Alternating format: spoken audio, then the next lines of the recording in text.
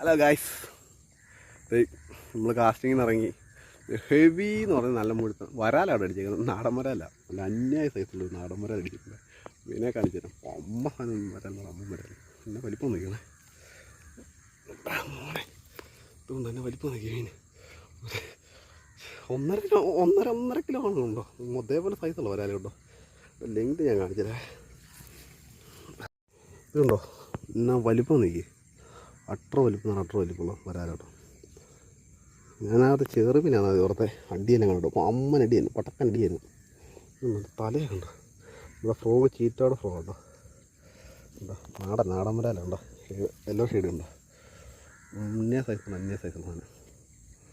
എന്നാ വലിപ്പം നോക്കിയാൽ മീൻ മോനെ. പൊളി സാധനം.